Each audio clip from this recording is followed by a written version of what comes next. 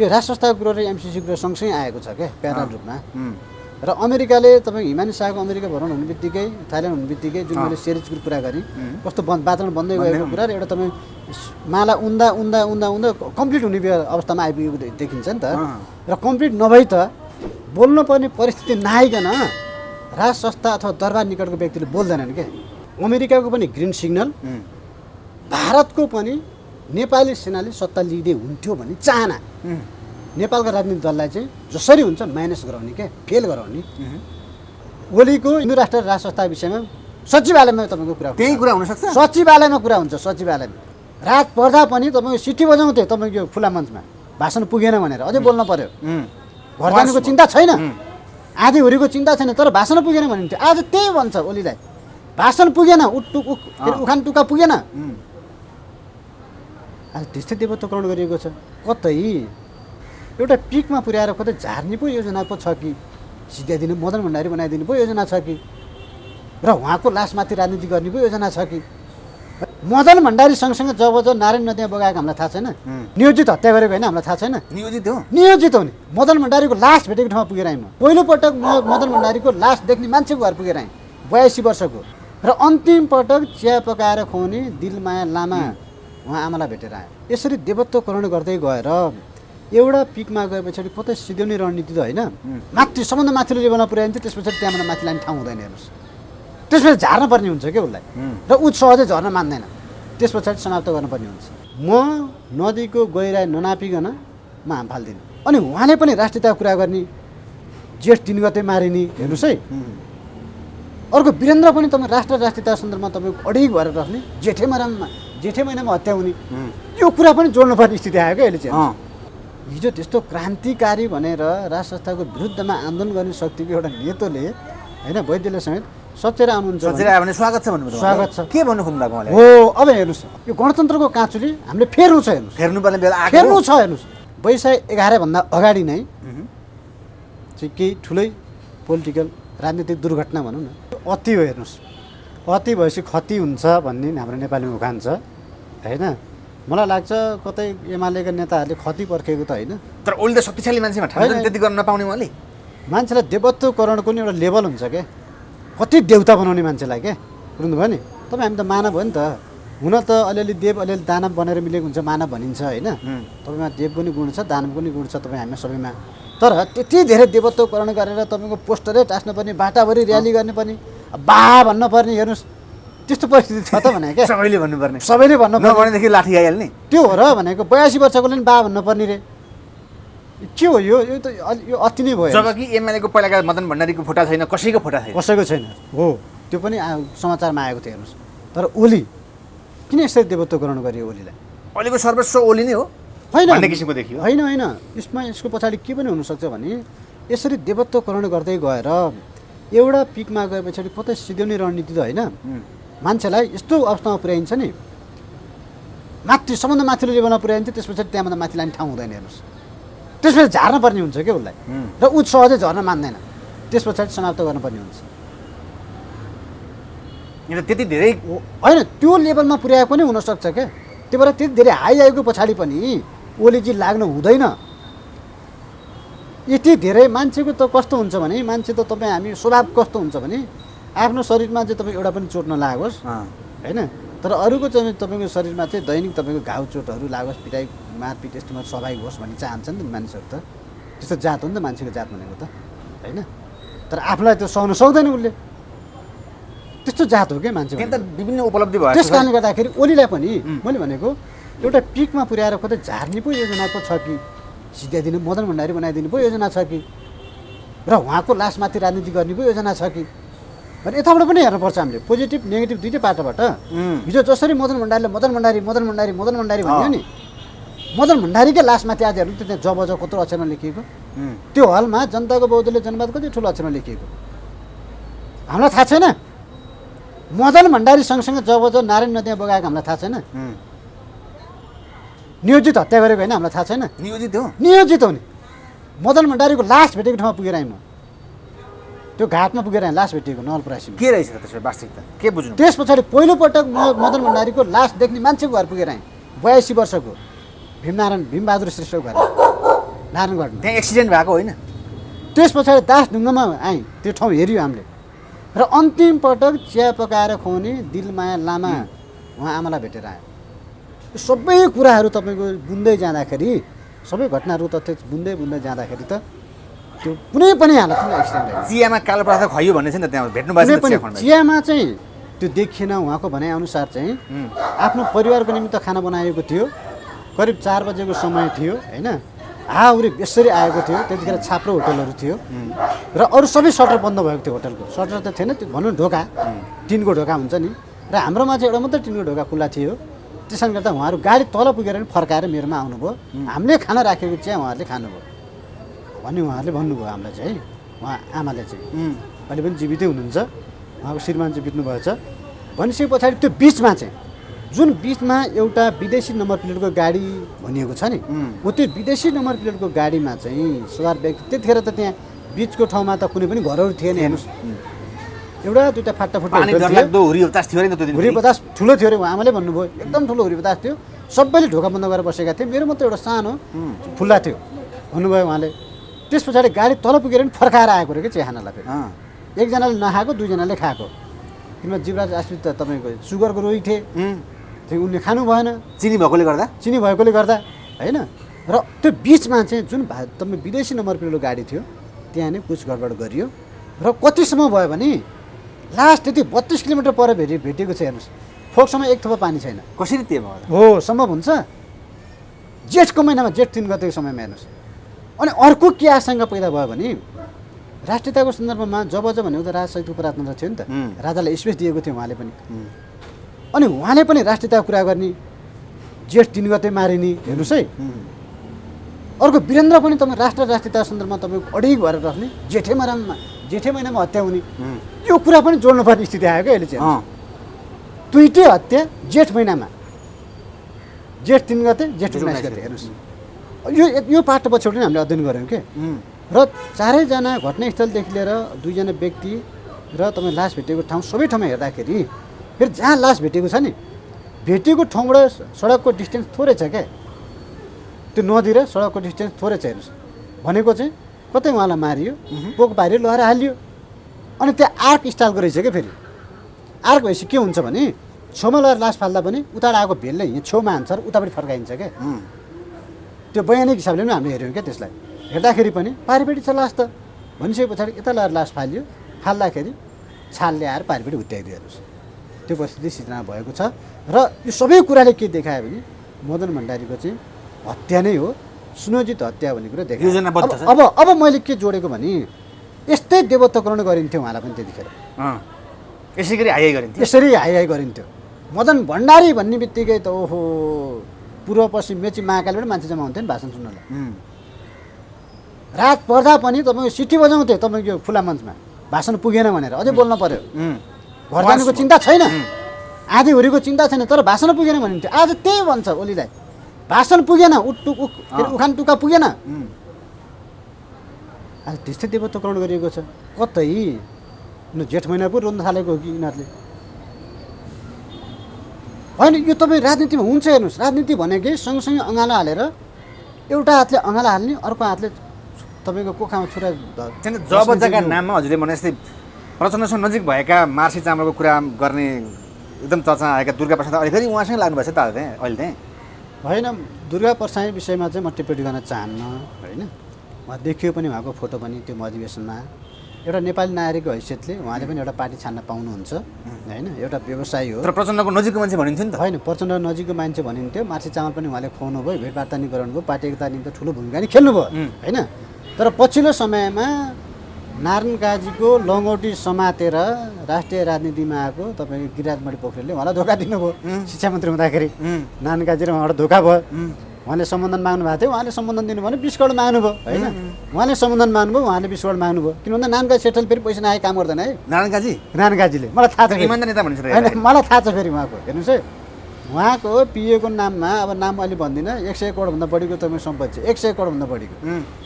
बुझ्नु भयो नि? हाइड्रो र हाउजिङ अन्त छैन। फेरि हाइड्रो हाउजिङ उहाँहरूको त्यति लगानी छ त्यहाँ। हामीलाई थाहा छ नि त्यो कुरा त। हामी त पहिला सँगै थियौँ नि होइन, नारायण काजीहरू सँगसँगै थियौँ नि हामी। गिरिराजमणि, लीलामणि, नारायण काजी हामी त सँगै हो नि पहिला।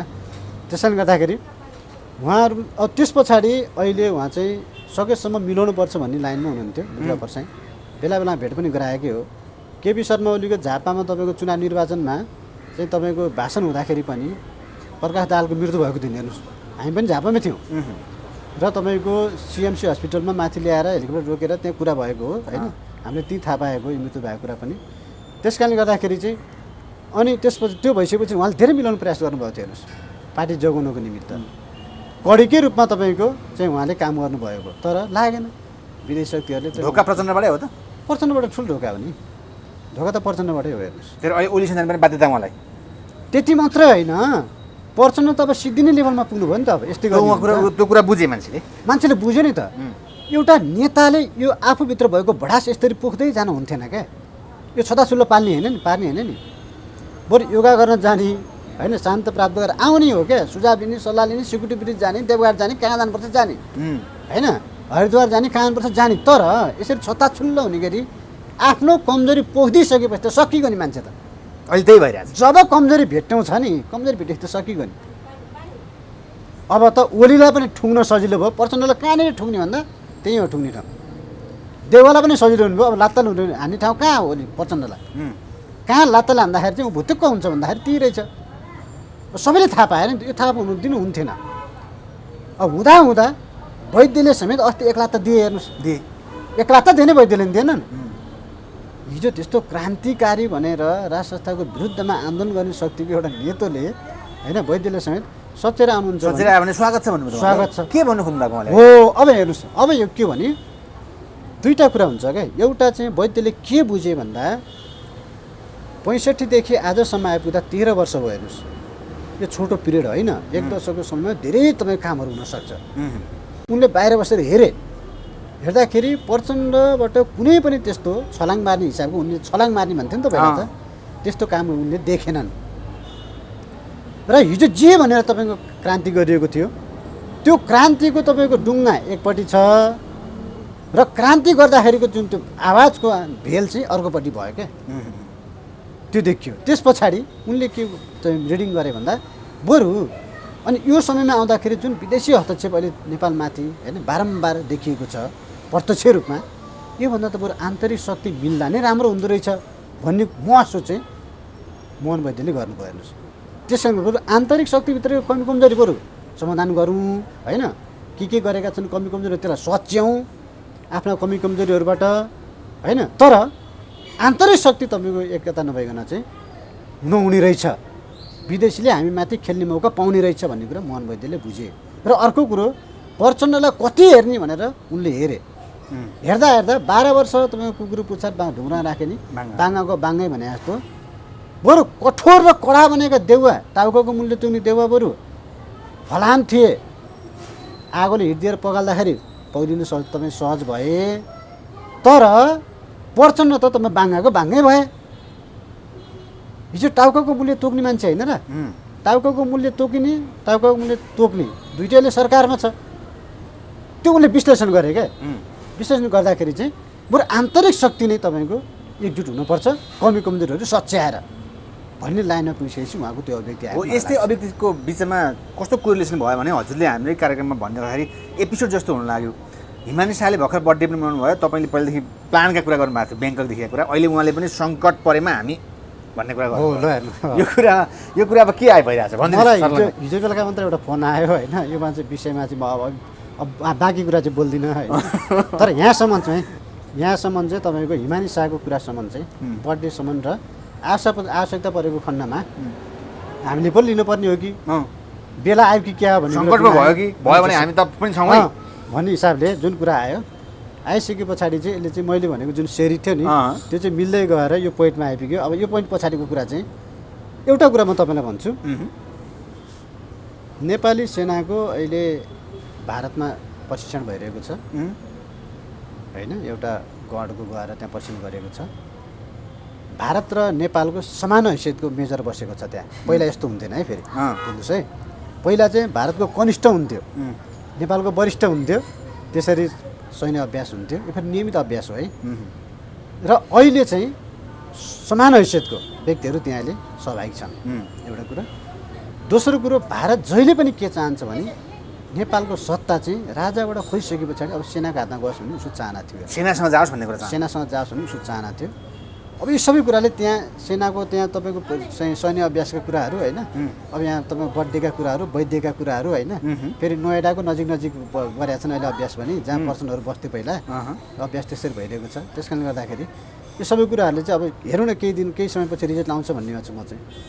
वैशाख 11 गतेभन्दा अगाडि नै एउटा ठुलो रिजल्ट आउँछ भन्ने छु। यो पोलिटिकल एक्सिडेन्ट हुन्छ, हुन त पोलिटिक्समा एक्सिडेन्ट भन्ने हुँदैन, नियोजित हुन्छ, त्यो सबै योजनाबद्ध हुन्छ। तर प्रतियोजनमा त एक्सिडेन्ट भन्नै पर्ने हुन्छ फेरि होइन। कसलाई दोष देखाउने गाह्रो छ नि त। मदन भण्डारीको हत्या भयो, अब कसलाई दोष देखाउने? वीरेन्द्रको वंशनाश भयो, अब कसलाई दोष देखाउने? गाह्रो छैन। त्यही भएर प्रतियोजनमा त एक्सिडेन्ट भन्ने नै पर्छ। हो यस कारणले गर्दाखेरि वैशाख 11 भन्दा अगाडि नै चाहिँ केही ठुलै पोलिटिकल राजनीतिक दुर्घटना भनौँ न, एउटा मजाले उहाँले उद्घोष गर्ने कारण के त हिमालयले अस्ति त्यसैदेखि त्यो सोचेको थिएन नि त। त्यसै आनन्दले उहाँ एउटा चाहिँ उद्घोष गर्नुभयो, हो त्यही भएर जनतालाई आशा दिनुभयो। होइन, सेटिङ मिल्दै गयो नि त चारै एङ्गलबाट। यस्तो हुनुहुन्थ्यो कि स्कुलका विद्यार्थीसँग पनि नजिकै हातमा अँगालो मारेर आउनु भएको अस्ति, होइन उहाँलाई सबैले मन पराउन थालेका छन्। त्यति मात्रै होइन, उहाँले त के मात्रै भन्नुभयो भने तराईतिर कता जाँदाखेरि यो एमसिसीको सन्दर्भमा कसैले सोधेको थियो एउटा पत्रकारले, राजनीतिक प्रश्न हो, सोद्धाखेरि यो चाहिँ पोलिटिकल क्वेसन भयो, म यसमा चाहिँ कमेन्ट गर्दिनँ भनेर भन्नुभएको छ उहाँले होइन। मैले यस्तो कुराहरू पनि तपाईँ नोट गरिरहेको छु डेट सहितको, किनभने राख्नुपर्छ। पछि हामीलाई नि त्यो उहाँहरू सत्तामा आयो भने आइसके पछाडि हामीले पनि सोध्न काम लाग्छ नि त यो कुरा त। किन अलिक समस्या के भएको छ भने अर्को के देखिएको छ भने यो राज संस्थाको कुरो र एमसिसी कुरो सँगसँगै आएको छ क्या प्यारल रूपमा। र अमेरिकाले तपाईँ हिमानी शाहको अमेरिका भ्रमण हुने बित्तिकै, थाइल्यान्ड हुने बित्तिकै जुन मैले सिरिजको कुरा गरेँ, कस्तो वातावरण बन्दै गएको कुरा र एउटा तपाईँ माला उन्दा उन्दा उन्दा उन्दा कम्प्लिट हुने अवस्थामा आइपुगेको देखिन्छ नि त। र कम्प्लिट नभई त बोल्नुपर्ने परिस्थिति नआइकन राज संस्था अथवा दरबार निकटको व्यक्तिले बोल्दैनन् क्या। जब परिस्थितिको सिर्जना हुन्छ नबोल भनेर धम्की आयो अथवा के होइन, मलाई चाहिँ नबोल भन्दा पनि योभन्दा बढी चाहिँ नजानुहोस्, अब यतिसम्म ठिक समस्या हुन्छ हामीलाई अथवा चाहिँ कि होइन, अब यो हाम्रो प्लानिङमा अलिकति समस्या हुन्छ भन्ने खालको कुरा छ उहाँहरूको होइन। डराउनु भयो तपाईँ? होइन, म त डराउँदिनँ, कहाँ डराउँछु र म। होइन, अफलाइनमा त भन्नुला नि, अनियर चाहिँ अहिले मजाले भन्नु नि पर्यो नि तपाईँ, यत्रो कुरा मिलिरहेछ ठिक छ होइन। आखिर तपाईँको कुरा प्रमाण भइरहेछ माला उनी जस्तो ट्याक्क होइन। अनियरमा चाहिँ अर्को पटक भन्नुला नि, यो बिचमा अलि 2-4 दिन चाहिँ अझै उहाँहरूलाई काम गर्न दिनु तपाईँ 2-4 दिन चाहिँ काम गर्न दिउँ भने चाहिँ मैले किन यो भनेको भने गणतन्त्रको निमित्त लडेको मान्छे म गणतन्त्रबाट फ्रस्ट्रेट छु क्या तपाईँ। म आफै भने मैले पटक तपाईँलाई नि भनेँ नि, म पुरै भइछु भन्ने लागेको छ मलाई अहिले। यो गणतन्त्र ल्याउनको निमित्त आन्दोलनमा त होमी लाठी पनि खाइयो, तर प्रयोग भइछु भन्ने लागेको छ अहिले। त्यस कारणले गर्दा यो व्यवस्था नै तपाईँको चाहिँ सर्पले पनि सन्तोषजी समय आएपछि त्यो छाला काँचुली बनाएर फेरिदिन्छ क्या, बुझ्नुभयो नि। समय नआउँदाखेरि त्यही सर्प तपाईँको काँचुली कसैले छुँदाखेरि झसङ्ग हुन्छ, तर समय आउँछ अर्को छाला पलाउँछ, त्यो पुरानो छाला उसले फेरिदिन्छ, सहजै फेरिदिन्छ। हो त्यस्तै हो यो गणतन्त्रको काँचुली हामीले फेर्नु छ, हेर्नुहोस् फेर्नुपर्ने बेला फेर्नु छ। हेर्नुहोस् मलाई भने म त किन राज संस्थातिर लाग्यो अहिले के हो भित्री कुरा होइन भने तपाईँ लागेकै हो र राज संस्थामा? होइन, म त एक सूत्रीय एजेन्डा होइन मेरो, एक सूत्रीय एजेन्डा अहिले आएर एक सूत्रीय एजेन्डा 1 हप्ता अगाडिदेखि मैले बोलिरहेको छु त। एक सूत्रीय एजेन्डा जसरी पनि राज संस्था व्यक्तिको कुरा गर्दिनँ म, राज संस्था ल्याउनुपर्छ, राज संस्था पुनर्स्थापना हुनुपर्छ। गणतन्त्रको जरो मूल जरो नि तपाईँ उखाल्नुपर्छ, यो नेपाली निम्ति होइन। र मैले यो कुरा तपाईँलाई पनि अचम्मै लाग्यो अहिले यो कुरा फेरि मैले म नदीको गहिराई ननापिकन म हाम फाल्दिनँ। हेमन्त सेना अहिले पनि राजावादी भएछ भने आउला नै मान्छे होइन भनिसके त स्वीकार गर्छु त म हो, म वादी होइन, तर राज संस्था चाहन्छ भन्ने हो। मैले राज संस्था चाहन्छ, राज संस्थाको अपरिहार्यता छ भन्ने लाइनमा म यो लाइनमा गएपछि अरू प्रतिक्रियावादीले एट्याक गर्दाखेरि तपाईँलाई डर लाग्दैन अथवा एट्याक आउने सम्भावना हुँदैन? होइन, यो त तपाईँको हेर्दै जानु, अथवा तपाईँ कहीँ बिक्नुभयो भन्ने प्रश्न आउन सक्छ नि। होइन, यहाँ हेर्दै जानु, भित्र मानिसहरू यसरी तपाईँ लागेका छन् नि, बाहिर जे बोले पनि दुईवटा जिब्रोले कुरा गरिरहेछन् क्या। ए ओलीको विधान महाधिवेशन पछाडि हेर्नुहोस् न सचिवालयमा के विषयमा बहस हुन थाल्छ, यो रेकर्ड राख्ने यो कुरा हो। के हुन्छ ओलीको यो विधान महाधिवेशन सकिने बित्तिकै 1 हप्ता पछाडि हिन्दू राष्ट्र राज संस्था विषयमा सचिवालयमा तपाईँको कुरा, त्यही कुरा हुनसक्छ, सचिवालयमा कुरा हुन्छ, सचिवालयमा यो रेकर्ड हाइलाइट बनाएर राख्नुहोस् क्या, उहाँहरूले हेर्नु होला। ओली त्यो लाइनमा गइसके, ओली त्यो लाइनमा गइसके, के कुरा गर्नु? यता प्रचण्ड आत्महत्या गर्छु भन्छन् नि। हो अब हेर्नुहोस्, जो तपाईँको यो व्यवस्थामा विरोधीमा छन् उनलाई सशङ्कित भए आत्महत्या गर्छु भन्नु थाले। हेर्नुहोस्, त पल्ला भारी त उसकै भइसक्यो त, विरोधमा उनीहरू विप्लव पनि पृथ्वीनारायण शाहको शालिग लिँदा तस्बिर लिँदाखेरि गर्व गर्न थाले, तस्बिर लिँदा गर्व गरे नि उनले, वैध त्यसो भन्न थाले, वैद्यले त्यस्तो भन्न थाले होइन। अब बाँकी रहेको प्रचण्ड एउटा सानो शक्ति, कत्रो शक्ति छ र प्रचण्डसँग त। त्यही पनि नानकाजी चुपचाप बसेका छन्, योभित्र के गेम छ, अब यो गेम त अर्को पनि भन्नु लाग्छ। नानकाजी 3 हप्तादेखि चुपचाप छन्। नानकाजी तपाईँ नामै सुन्नु भएको छैन, राष्ट्रिय मिडियामै छैनन्। योभित्रको गेम के छ, उनी कतिपल्ट दिल्ली पुगेर आए बिचमा नानकाजी अब के थाहा खाना पाइ गए हो, अब मिडियाहरू कहाँ गए हो, कहाँ गए अब। अनि सेटिङ हुँदो रहेछ यहाँ फेरि सबै राष्ट्रिय मिडियालाई नलेखिदियो भनेपछि नलेख्नु रहेछ, हेर्नुहोस्। बरु तपाईँले बरु थाहा पायो भने लेख्नु हुँदो रहेछ। राष्ट्रिय मिडियालाई नलेखिदियो भनेपछि पछाडि गाडीको बाटो गए पछाडि लेख्ने थाहै पाउँदैन रहेछन्, प्लेनमा गए पो थाहा पाउँछ। तपाईँले चाहिँ कहाँबाट थाहा पाउनु त भन्छ नि दर्शकहरूले। अब त्यस कारणले गर्दाखेरि अर्को अन्तर्वार्तामा भनौँला होइन, मेरो पनि सूचनाको स्रोतहरू छन्, तर मेरो बाह्य स्रोतहरू होइन, आन्तरिक स्रोत नै हो। र अर्को कुरा भनेको मैले यो तपाईँको अहिले तपाईँले कुरा उठाइहाल्नुभयो, कहाँ बिक्री सिक्री कुरा, यो चाहिँ तर सिक्री हुने भन्ने कुरा चाहिँ मेरो जीवनमा चाहिँ तपाईँको बरु तपाईँको केही गर्न सकिएन भने खेतीपाती गर्ने गएर रुम पनि पहिला पनि गरिरहेकै हो। 2-4 वर्ष त हो नि पानी बिग्रेको होइन, 2-4 वर्ष भयो पानी बिग्रेको। तर यो विषयमा चाहिँ मैले चाहिँ एउटा तपाईँ के भनेको भने कमसेकम राष्ट्र बाँच्नु पऱ्यो क्या, राष्ट्रिय एकता कायम हुन पऱ्यो, त्यसकै निमित्त मात्रै हो हामी। तपाईँलाई पैसा चाहिँदैन, तपाईँलाई पनि चाहिन्छ नि, मान्छेले तपाईँलाई लोभ्याउन सक्छन् होइन। पैसा त सबैलाई चाहिन्छ, हेर्नुहोस् मान्छे भइसके पछाडि लोभ मोह सेवा सुविधा होइन, सेवा सुविधा नचाहिने त कोही पनि हुँदैन। तपाईँलाई थाहा चाहिँ मेरो सेवा सुविधा कस्तो छ अहिले भन्ने के छ र, छ र केही छैन। त्यसले गर्दा अर्को कुरा अर्को एपिसोडमा तपाईँलाई म यो 2टा विषयमा चाहिँ अलिक त्यो कुरा अलिकति सिरियसली आइसके पछाडि त्यो विषयमा कुरा गरौँला। तर परिस्थिति चाहिँ हेर्नुहोस् है, राष्ट्रिय अन्तर्राष्ट्रिय परिस्थिति चाहिँ अमेरिकाको पनि ग्रिन सिग्नल, भारतको पनि नेपाली सेनाले सत्ता लिँदै हुन्थ्यो भन्ने चाहना, नेपालका राजनीतिक दललाई चाहिँ जसरी हुन्छ माइनस गराउने क्या, फेल गराउने। जसरी त्यति बेला पनि नेपालका नेताहरूलाई फेल गराएर खिला टिङ्गीलाई ल्यायो नि भारतले ल्यायो नि, अब त बोल्न मिल्छ नि हामीले, भारतले तपाईँको टिका लाएर ल्याइदियो खिला टिङ्गीलाई होइन। त्यस्तै अहिले पनि हेर्नु होला, अब चाहिँ यो सिनेरियो मिल्दै गएको छ चारैतिरबाट होइन, दलबाट पनि बुद्धिजीवीबाट पनि र विदेशी शक्तिहरूबाट पनि। यो सबै कुरा गइसके पछाडि अब राष्ट्रिय एकता कायम गर्नको निम्ति र मुलुकको समृद्धिको निम्ति चाहिँ राष्ट्र संस्थाको विकल्प छैन। नेपालको राजनीतिमा यस्तो उतारचढाव हुन्छ कि तपाईँको आफ्नै जिल्लाको हुनुहुन्छ प्रचण्डज्यू जनयुद्ध गरिरहनु भएको, केही समय यही भित्रमा उहाँ अतालिएको विभिन्न किसिमका कथा ल्याएर आत्महत्या गर्नुपर्ने अवस्था आएको कि वा नगर्ने भयो कि मलाई उत्तराधिकारीको अवस्था चाहिँ नि कसलाई के गर्नेमा कन्फ्युजन परेँ, गर्दा पनि म आफै मरिने हो कि भन्ने उहाँ डराउन थाल्नुभयो। के बुझ्नुहुन्छ तपाईँले, विश्लेषण गर्नुहुन्छ यो विषयमा, राजनीतिमा किन उहाँ त्यत्रो चमत्कारिक व्यक्ति भएर आउनुभएको जनयुद्धबाट अहिले आएर त्यस्तो भन्दाखेरि के लाग्छ? यो चाहिँ जनयुद्धको जगमा उहाँले जुन अपेक्षा गर्नुभएको थियो नि र 64 सालको निर्वाचन पछाडि उहाँको जुन तपाईँको सोचेकोभन्दा बढी अपेक्षा प्राप्त भयो क्या, जे सोच्नु भएको थियो त्योभन्दा बढी प्रतिफल चाहिँ उहाँलाई प्राप्त भयो। त्यस पछाडि मान्छेमा विचलन आउन थाल्यो, त्यति बेलादेखि नै हो, अहिलेदेखि होइन, त्यति बेलादेखि नै उहाँमा विचलन आउन थालेको थियो हेर्नुहोस्। र त्यस पछाडि पटक पटक उहाँले के गर्नुभयो भने पहिलो तपाईँको चाहिँ रिहर्सलको रूपमा त प्रधान सेनापतिमाथि नै त्यतिखेर सिउँरी खेल्नुभयो उहाँले। त्यो जुन गर्नै नपर्ने काम थियो, एउटा प्रधानमन्त्रीले प्रधान सेनापति एउटा सङ्गठनको प्रमुखसँग सिउँरी खेल्ने काम जुन गर्नुभएको थियो आफ्नै सिङमा चाहिँ उहाँको हेर्नुहोस्, र प्रधानमन्त्रीबाट राजीनामा दिनुपर्ने अवस्था त्यो थियो हेर्नुहोस् है। त्यहाँबाट सुरुवात भएको छ क्या। अब आजसम्म आउँदाखेरि उहाँलाई त के भनौँ, हुनु त हामीले भन्नु हाम्रो गाउँघरमा भन्ने चलन छ, भुक्ने कुकुरले टोक्दैन होइन, टोक्ने कुकुरले भुक्दै ठ्याक्का टोकिहाल्छ। उहाँले पटक पटक यो यस्ता किसिमको अतालिएको किसिमको अभिव्यक्ति दिँदै आउनुभएको छ। योभन्दा अगाडि पनि 2-4 वर्ष पछाडि म त एक्लै हुन्छु क्या भन्न थाल्नुभयो होइन। पछिल्लो पटकमा त म आत्महत्या पो गर्नुपर्ने स्थिति पुग्ने हो कि भन्ने किसिमको सङ्केत दिनुभयो उहाँले। तर यसले के देखाउँछ भने दुईवटा चाहिँ पाटो पछिबाट अध्ययन गर्दाखेरि चाहिँ एउटा चाहिँ उहाँमा एकदम मान्छेले के हुन्छ भने फेरि कहिले कहिले चाहिँ मनको कुरा बोलिदिन्छ क्या फ्याट्ट, र प्रचण्डको परिस्थिति पनि त्यस्तै छ। त्यो कम्फर्टेबल छ भन्ने शब्द नि उहाँले आवश्यकता महसुस नहुँदै पनि बोल्दिनँ भन्दा नि फ्यात्त फुत्किएको शब्द हो कि त्यो कम्फर्टेबल भन्ने शब्द। र उहाँको चाहिँ मुखबाट यस्ता कुराहरू फुत्किन्छन् फेरि हेर्नुहोस्।